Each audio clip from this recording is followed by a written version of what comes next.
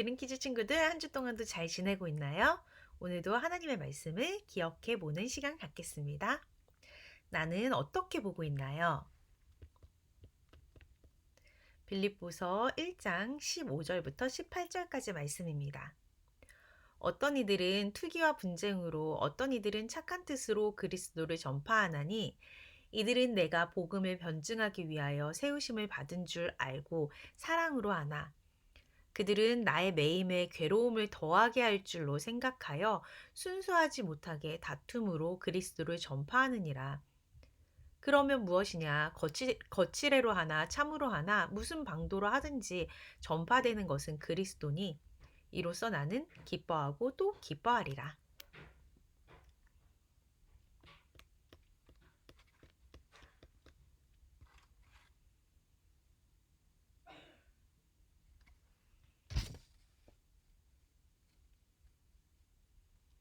긍정이라는 말을 알고 있나요? 삶을 밝고 희망차게 바라보며 우리 안의 장애물을 극복할 수 있는 힘을 긍정이라고 해요. 우리는 보이는 것을 경험할 수 있어요. 우리는 같은 것을 보지만 다르게 생각할 수 있어요. 자, 이걸 딱 보면, 이 장미꽃을 보면 어떤 사람은 꽃 너무 이쁘다, 빨간색, 이 꽃잎 너무 이쁘다 라고 생각하는 사람도 있어. 그런데 가시가 너무 뾰족해, 찔리면 아플 거야 라고 가시를 바라보는 사람이 있어요. 또 어떤 친구는 이 친구 너무 이쁘다, 예쁜 모자하고 예쁜 옆모습이네 라고 생각하는 사람도 있고 이거 할머니 얼굴 같아, 마녀 얼굴 같기도 하고 라고 생각하는 친구도 있어요. 이 물을 보면서 어떤 사람은 물이 반밖에 없네 라고 생각하기도 하고 어떤 사람은 물이 반이나 있네 라고 생각하는 사람도 있어요. 같은 걸 바라보지만 다르게 볼 수 있다는 거예요. 지금 나는 어떻게 보고 있나요? 부정적이게? 긍정적이게? 자, 나에게 벌어진 문제에 대해 부정적으로 보나요? 긍정적으로 보나요? 우리 친구가 이렇게 말했어.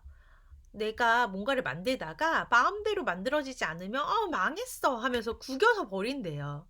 살짝 부정적으로 보는 것 같아요 라고 말했어요. 또 어떤 친구는 넌 이것도 몰라? 라고 했을 때 모르니까 배우는 거지. 열심히 배우면 나도 잘할 수 있어. 라고 긍정적으로 바라보는 친구가 있어요. 나는 어떻게 보고 있나요? 자, 이 사람은 바울이에요. 바울은 땅끝까지 예수님을 전하고 싶었어요. 그래서 땅끝까지. 이 당시에 바울이 땅끝이라고 생각한 곳은 아시아예요.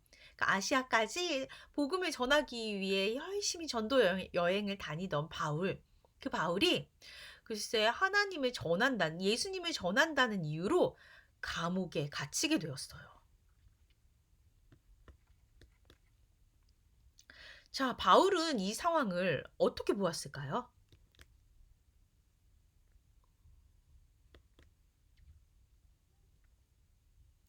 하나님, 왜 나에게 이런 일을, 제가 하나님 말씀을 전하는데 어떻게 내가 감옥에 갇힐 수 있나요? 라고 했을까요? 그래, 여기서도 복음을 전해야지. 라는 생각을 했을까요? 바울은 이 상황을 어떻게 바라보았을까요? 바로 바울은 하나님의 뜻으로 보고 기쁘게 복음을 전했어요. 이곳에서도 사람들이 만날 때, 감옥 안에서도 사람들이 만날 때 하나님을 기쁘게 전했어요. 그리고 빌립보 성도들에게 편지도 썼고요. 내가 맡은 자리에서 최선을 다했어요.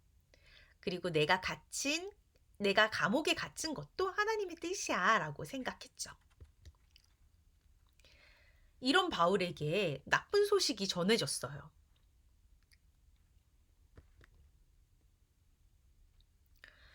어떤 이들은 투기와 분쟁으로, 어떤 이들은 착한 뜻으로 그리스도를 전파하나니. 두 가지 사람이 있대요. 투기와 분쟁으로 혹은 착한 뜻으로 예수님을 전하는 사람이 있대요. 투기와 분쟁은 바울을 질투하는 사람들이 있었어요. 그 사람들이 내가 바울보다 더 잘 전해서 유명해져야지. 이제 바울은 없어요. 내가 전하는 복음을 들으세요. 바울은 실패했어요. 라는 생각을 하는 사람이야. 그리고 또 착한 뜻으로 예수님을 전하는 사람은 바울을 본받아서 하나님 말씀을 전하는 사람이에요. 이 두 분류의 사람들이 나타났다고 바울에게 소식이 들려왔어요. 바울은 이 소식을 들었을 때 이 문제를 어떻게 바라보았을까요? 선생님 같으면 굉장히 괘씸했을 거야. 내가 하나님 말씀을 전하다가 감옥에 갇혔는데 어떻게 나를 두고 이런 심한 말을 하지? 막 이런 생각을 했을 것 같아요. 바울은 어떻게 그 상황을 바라보았을까?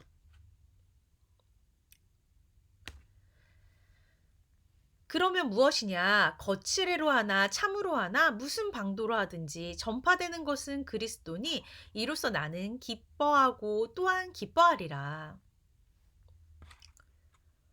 바울은 이렇게 생각했어요. 나를 투기하고 나를 질투하는 사람들이 나보다 더 잘 되고 나를 좀 실패했다고 생각해서 그들이 예수님을 전했지만 그래도 예수님을 전해진 거잖아. 또 나를 본받아서 하나님의 말씀을 전한 사람들 잘했어. 그 사람들도 하나님을 전한 거잖아. 나를 질투했던지 아니면 나를 본받았던지 어찌되었든지 예수님의 이름 그리스도가 전해졌잖아. 그래서 나는 기뻐. 괜찮아. 그래도 예수님이 전해지잖아. 하고 이렇게 하나님의 뜻을 생각하며 바울은 기뻐했대요. 우리는 문제를 어떻게 바라보나요? 우리는 믿음의 눈으로 문제를 바라봐야 합니다.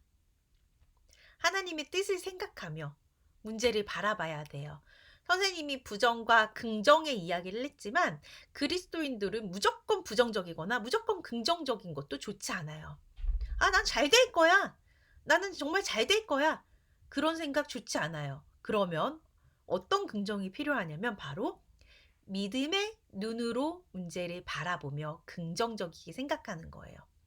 그 말은 하나님이 계시잖아. 하나님은 선하신 대로, 선하신 뜻대로 하나님의 뜻이 이루어질 거야. 라는 게 믿음의 눈이에요. 하나님의 선하신 뜻이 뭐라 그랬어? 선하다는 거? 착하고 바르고 옳다. 하나님은 언제나 착하고 바르고 옳으신 분이잖아. 하나님이 그대로 행하실 거야. 하는 믿음의 눈으로 그 문제를 바라보아야 합니다. 지금 믿음의 눈으로 바라보면 나에게 있는 문제가 어떻게 보이나요? 선생님이 그때 말했죠. 선생님 아들이 있어요. 그런데 요즘에 아파요. 그래서 대학병원에 가서 꾸준히 치료를 받고 있는데, 그게 약을 먹는다고 해서 지금 당장 엄청 좋아지도 않아. 언젠가는 수술을 할 수도 있어요. 그런데 그 수술이 굉장히 어려워서 하기가 힘들어요. 그럼 어떻게 계속 약 먹고 버텨야 되는 거예요. 그 이야기를 들으니까 선생님이 한숨이 나왔어요. 왜 얘한테 이런 일이 생기지? 어떡하지? 이런 한숨이 나왔어요. 살짝 부정적인 시선이지. 그때 목사님이 이런 말씀을 하셨어. 우리가 얘를 더 사랑하게 하려고 그러는 거야. 하나님께 더 기도하기를 원하시나 봐. 하나님이 우리를 만나 주실 거야. 이 아이를 만나 주실 거야. 기도하자. 괜찮아. 라는 이야기를 하셨어요. 자, 이거는 무슨 시선인가요? 믿음의 눈으로 바라보는 시선이죠. 믿음의 눈으로 이 문제를 바라보니까 선생님은 한숨만 쉬었지만 목사님은 사랑하라고 하는 거야. 더 기도하라고 하는 거야. 우리를 만나 주시려고 이런 문제가 생긴 거야. 라고 생각하는 거예요. 그러고 보니까 이 아이 때문에 더 내가 기도하게 됐고 하나님의 뜻을 구하는 삶을 살게 되는 것 같아요. 그리고 언젠가는 하나님이 고쳐주실 거라는 생각도 들게 되었어요. 우리 준수와 시온이는 나에게 있는 문제가 계약이래요. 이젠 계약했죠? 근데 지난주에는 계약을 안 했잖아. 그래서 계약이 두려웠어. 이 두려운 계약을 믿음의 눈으로 바라보니까 이런 생각이 들었대요.